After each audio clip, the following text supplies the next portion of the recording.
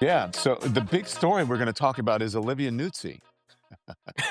No, please don't make me talk about Olivia Nuzzi. I'm joking. That Everything was a I've learned total about joke. that story is against my will. I'm totally joking because some people are like obsessed with it, but the people who are obsessed with it are just like people who are in the media business, right? Yeah, yeah, it's Everybody like else is media like, who? types. Yeah. So, but seriously, let's talk about what is going on with. Let's go to the breaking news. There's a lot of stuff, but just moments ago, Donald Trump announced that he is going to pardon. It's a shock announcement. Henry Cuellar, which is Democratic representative. Um, Trump has he. Let's see. What was it? What was it like fraud or something? He took That a $600,000 bribe from oil and gas in company. exchange for influencing U.S. foreign policy in favor of Azerbaijan and a Mexican bank. Why is Donald Trump pardoning a Democrat? What's going on? I It's hard to say. I mean, I think with Trump, if you spend enough money and get enough people in the room, like he'll pardon you. So my assumption is that it may be that there's some kind of political deal. The speculation this morning was that Cuellar would either announce that he wasn't going to run for reelection to free up that seat for Republicans because it's a very Right. Republican seat, or switch parties and become a Republican. But this morning, Cuellar filed for reelection as a Democrat, said that he's not doing any of that. So I don't know what they got, but they got something. I mean, Trump doesn't do anything for free. Yeah. The I mean, but he is like a Democrat. Democrat. You know what I mean? He's not Yeah. like on the fence. He's not like one of those people who's somewhere in the middle. Maybe is he a conservative Democrat?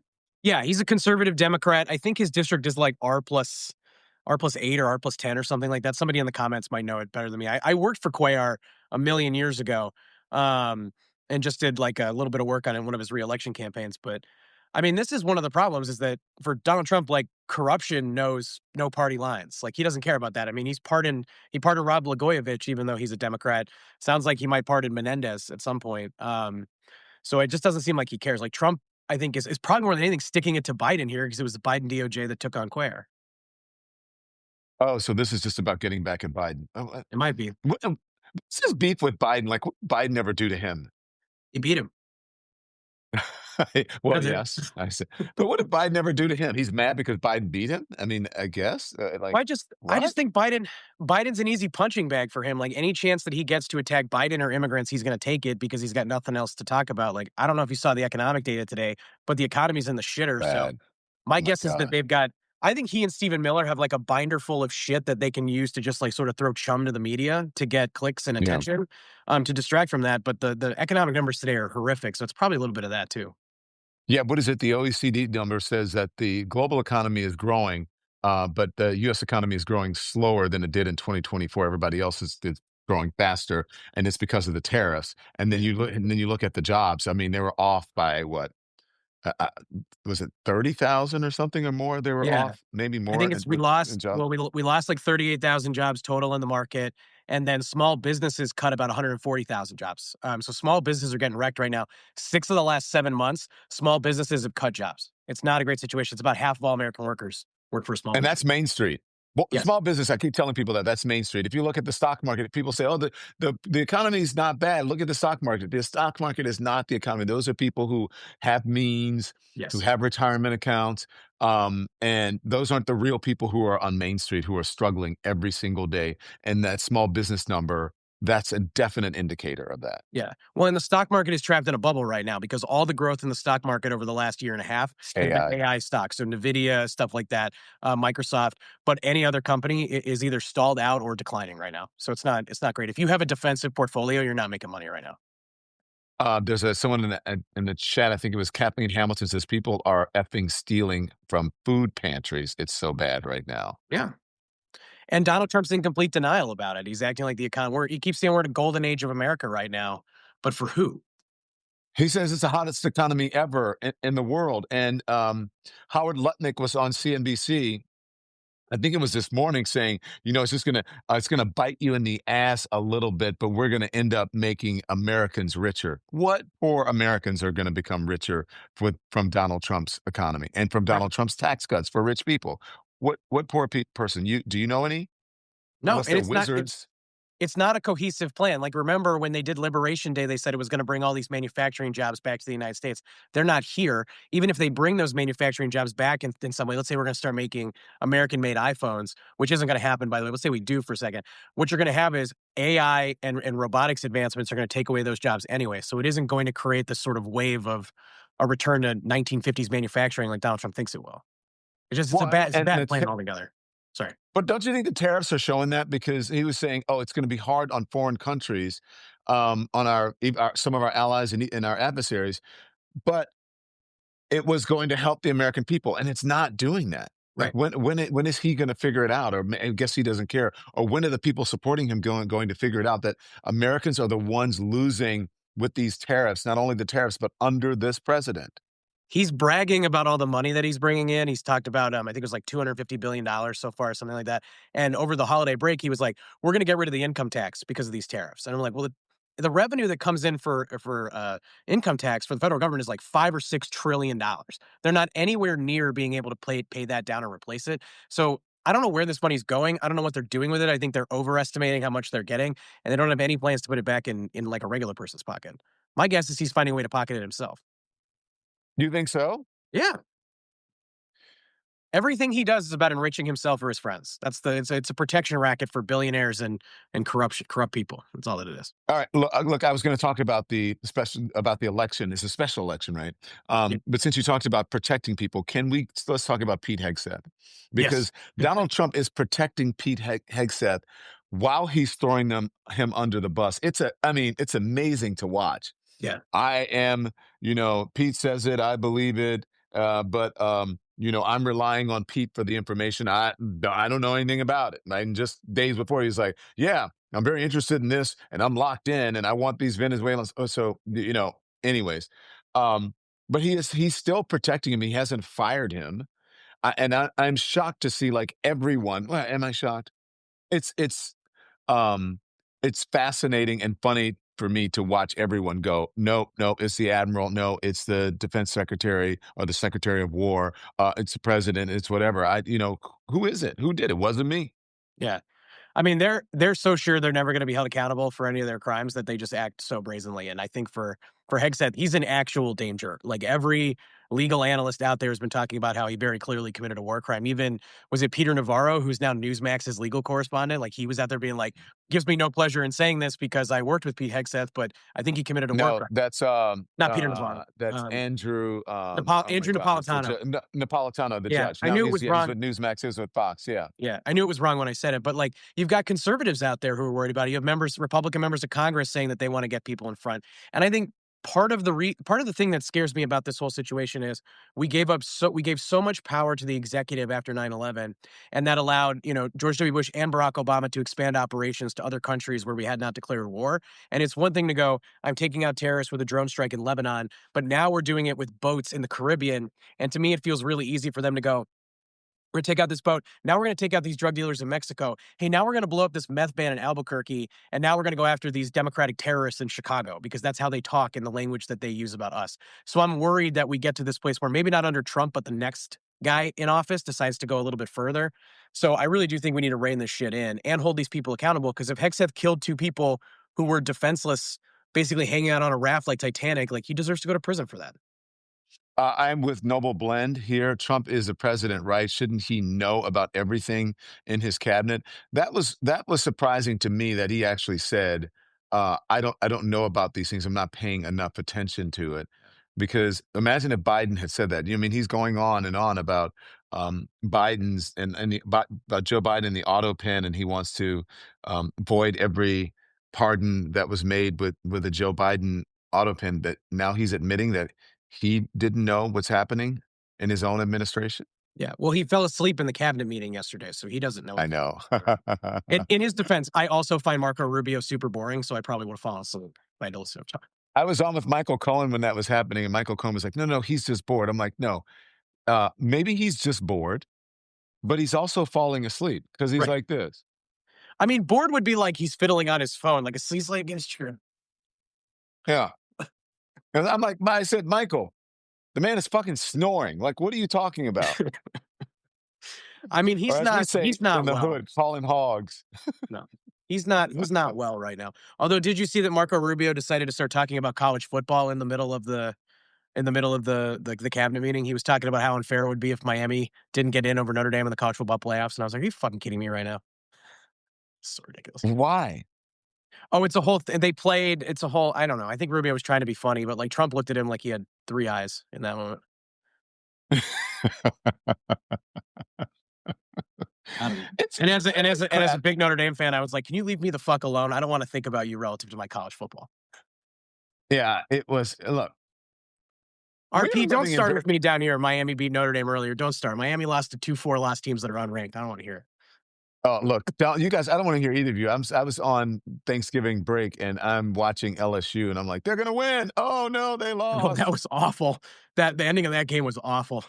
Oh, oh my God. And they had it. I mean, I was looking at all the players running through, and I'm like, why did they give the ball to that guy? Why didn't they give the ball to that guy? Why did they give the ball to that guy? That guy's like running all the way through, but no, they didn't. Yeah. I don't Oh know, well. the play where Alabama scored a touchdown against Auburn at the end of the game where they went for it on 4th down was a crazy play. That I think is my favorite play of the weekend. What it was Alabama against Yeah, it Auburn? was like Alabama, there was a couple minutes left, and they went for it on 4th down for a touchdown. And they didn't need the touchdown. They coulda just tied it up, but they went for it. Kind of amazing. Oh, really? Yeah. Interesting. And they won. Alabama won. Yeah, and they won, and now they're probably guaranteed a spot in the playoff because of it. I can't stand Alabama. You know, if I'm an LSU Tiger, I can't. I hate all SEC schools, every single SEC school. Well, you hate LSU? Yeah, I hate them all. You're from New Orleans? That's right. Yes, I hate LSU, but I will thank LSU forever for taking Brian Kelly from Notre Dame. Did you see what I No, I can't see you did now. you So if see you're what I flipping, just did? I just blanked my camera. That means I'm out of here. is that? No. I thought it was like you're flipping me off and giving me a little bit of the bird. So No, no, no. Look, it's a love-hate relationship with me and LSU. yeah, I mean, it would have to be. Yeah. They're currently paying 3 different college football coaches right now. They're still paying Isn't Ed that Orgeron. crazy? They're paying Brian Kelly, and they're paying Lane Kiffin now. And their new It's a offensive lot. coordinator is back at Ole Miss, coaching Ole Miss in the playoffs, while Lane Kiffin's building a new team elsewhere. It's ridiculous. It's crazy. I said my friends. What did I say to my friends about about how we do it? Because we were talking about it. We are like on our major friend chain over the holidays, and I said, you know how we do it in Louisiana? Oh, it says. Oh, here it is. Here it is. Um, I sent him the thing, and it says I sent him the thing about Lane Kiffin, and it says LSU lures Lane Kiffin away from virtual playoff lock Ole Miss. And then my friend Dennis says from college, feels like we stole their prom date. And I said, as we do in Louisiana, a few drinks, some money will close all deals. ABC always be closing. They must have giving him also is a better coach, right? But they must be giving him so much dough. What do you think? $85 million. No way. I didn't Mhm. know that. Yep. No. Yep. 85 million. No. It's For crazy. how many years? 5? Somebody correct me if I'm wrong, but I think it's 5. Might be 7. I can coach football easy. Yeah. There you go. We went into the wrong profession. Like, that's true story though. That's what I was gonna do. If you asked 18-year-old me, I was gonna be a college football coach. That was my dream. Really? Yeah. What happened? I dropped out of college to go work for Barack Obama and just kind of never looked back. So someone says, if you look at Kiffin's resume, I have no idea why there is so much fanfare over someone with such few results. It's like the Trump administration's cabinet. Is that true? Do you agree with that? I mean, look, I think Kiffin's a good coach. I don't know that he's worth $85 million though, but I don't know. It's a tough market right now. Ask Penn State. They still don't have a head football coach. So they've got the lowest ranked recruiting class right now. They're in trouble. So I don't know. Is They're this gonna end up having dude to hire worth? Brian Kelly. Oh my gosh. What? 85. How do you think the interim coach did for LSU? I thought he did okay. They did good. Yeah, same with the Penn State interim coach. I feel like they did a good job in bad circumstances. I Yeah. like them. Yeah. Okay. We digress. Let's talk about, so we talked about Pete Hegseth. Oh, let's talk about the elections. Tennessee, right? Yeah, Tennessee 7. What happened? There were folks who actually thought that she had a chance, but then I see people that are really happy, gleeful that she got as close as she did because they're saying that this means that 2026 is going to be good for Democrats. Yeah, well, let's break it down a little bit. So it's an R plus 22 district. It's a Trump plus 22 district, excuse me. So Trump won by 22. The Republican who won it in the House last year won by 21 and a half. So it's a district that's very difficult for Dems.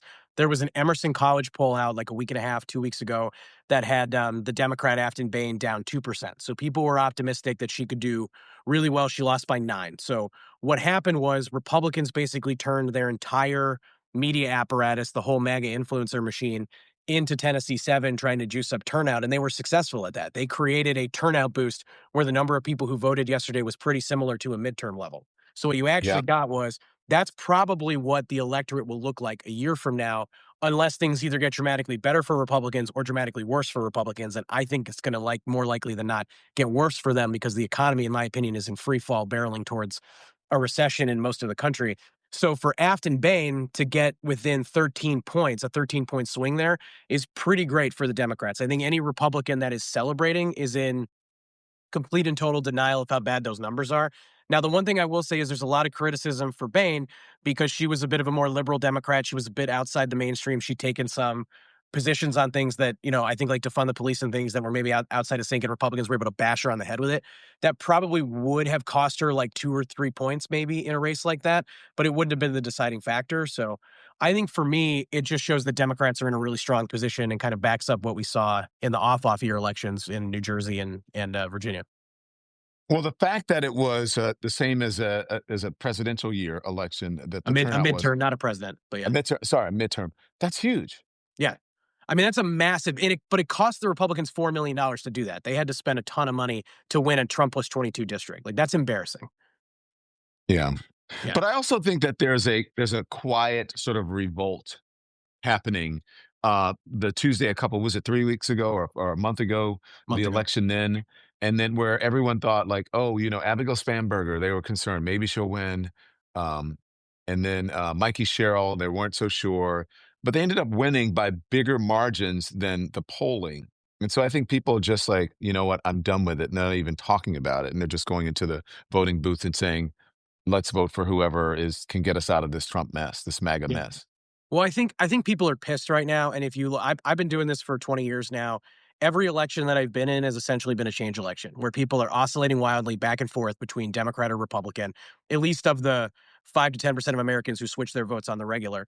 So it's frustrating because there's all these voters where you look at their profiles in presidential elections and they voted for Obama, Trump, Biden, Trump. And I have trouble with this because there's so much like reductive thinking where people go, hey, those folks are racist or those people are lazy. It's like, no, those are people who are crying out for help.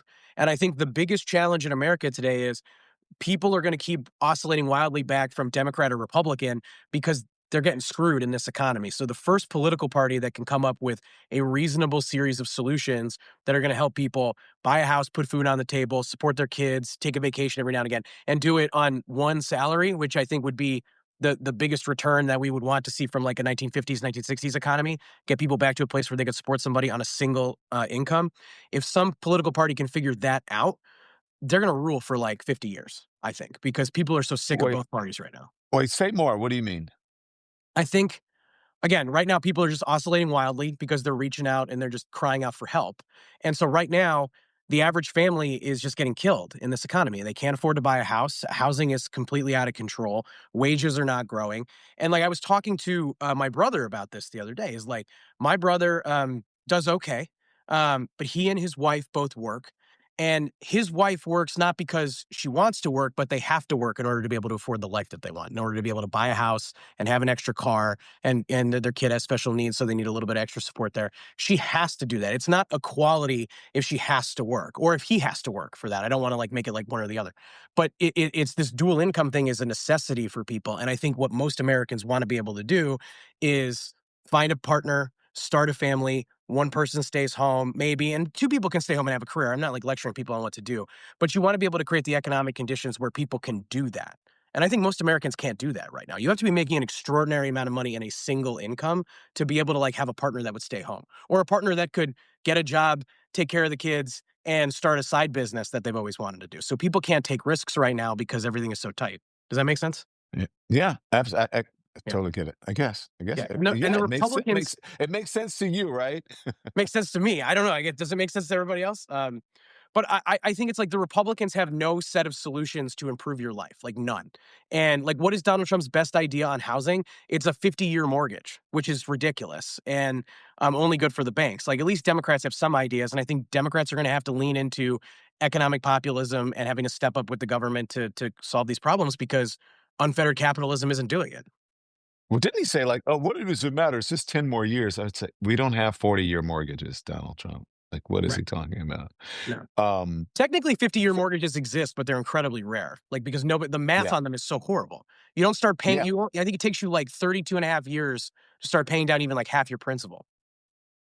The yeah. terrible deal. Um, what are you hearing out there? What am I hearing? hmm You're out there and about. I see you on different shows. You're fighting with people, and Yeah. and you're out and about talking to people. Did you travel for the holidays? Like, what are you hearing? The I think streets people are, should be talking. I think people are tired. I feel like everybody I talk to is like sick or tired and it's the weather. Um, so that's what I hear probably more than anything else. And I think people are just frustrated. Like, it feels like the country's stuck in the mud. Yeah. Is anybody talking about Olivia Nuzzi? No, no regular person that I know has brought up Olivia Nuzzi. In fact, I'll tell you, the only two people in my life who brought it up to me are now you and Leland Vittert from News Nation. Those are the only two. Oh, I'm making a total joke because people ask me about it. I'm like, I don't really know about it. I had like Right. had to I said we had a private chat and someone asked about it and I literally had to. I was like, I think this is what happened. Correct me if I'm wrong. I don't know, and I know both of them. I know Ryan Lizza and I know her. Yeah. I mean, I know she was on Tim Miller's podcast today. Beyond that, I'm not going to listen to it. No offense to Tim, who I like. But I don't care. I don't care. I In was my wondering, you opinion, think I based on should have? everything that I know, she should have been run out of the business forever ago. Well, Seems that's the incredibly thing. unethical. Like that's the thing that people don't. We were talking about like all the black. Let's be honest, the black journalists who've been pushed out of the business, and they don't get that sort of fanfare for someone who is accused of breaking journalistic ethics and rules and standards, and yet she's getting a big glossy write-up in the New York Times of driving, blowing her hair in the wind in a convertible, and we're looking at it going, what is going on here? And Like she it's slept with like the third sources. comeback for her too. It's like this is like not her first comeback. It's ridiculous. And Noble Blend down here in the comments said Michael Wolf wrote an article about her this morning, but like Michael Wolf is another one. And like I like Michael, it's fine, but like how many times has he been accused of violating journalistic ethics standards? And like he's in the Epstein files, for Christ's sake. We were just talking about him 3 weeks ago because he was essentially doing, it felt like, PR for Jeffrey Epstein in the emails. Looks like it looked like that way. So it's just, it feels like there's a lot of I don't know. It feels like you can get away with certain things in journalism right now. It doesn't seem great. But I'm not a journalist, so I don't know anything. You I'm just just a play one fucking on guy on the TV. internet. All right. Well, you're just an epic guy on YouTube, on Substack, on Instagram, Facebook, TikTok, all of it. And if you follow people, you should follow us. Follow Mike Nellis. Please do. Become a member. Become a paid subscriber. Hit the thumbs up, the like, the hearts, whichever platform you're watching us on. And we'll see you next time on the. Yeah. You got to come up with a name for this shit, okay? I've given you a list of 5 names. The name is on you. Why don't we just say like, why don't we call it? We need a name for this shit or this no name show. This untitled Don and Mike show. Yeah. Yeah, Untitled. Yeah. Untitled show with Don and Mike I Nellis. like it. Hey, All right, see before you, we brother. go though, before we go, congratulations on hitting 1 million on YouTube. That is a hell of an accomplishment. Oh, thank you. Look, you see right Yeah, there. you got it Look in at the back. that. I see it. I'm very And then look envious at of that that. one. Have you That's seen good. that one? Is that the That's million one? 100K. That's No, this is 100K. 100K. That's the million one is like a rose gold, Ooh. Oh man, champagne. see that's life goals right there. I want that. But the next one is 10 million. So how do I do that? I guess I'll get there, A right? lot of work. Could take a lot of work to get to 10 mil. You got to start spending. They say if you want to make money, you got to spend money. There you go. So I don't know. How am I going to spend money? I don't know. Might need a backer. Send me the investment deck, Don. Yes. Oh, you got some money for me? Yeah, listen, I'll bet on Don Lemon any day. 100%. Do you have some rich folks who want to be investors? Give me some I think seed money. we both know you're more likely to know rich folks than I am. Bye, Mike Nellis. Everybody. Thanks so much for watching, everybody. Your support means the world to us. Don't forget to hit that like button and subscribe so you never miss a show. We're live every weekday at 10 a.m. and 5 p.m. Eastern Time with new clips dropping at 2 p. and 8 p.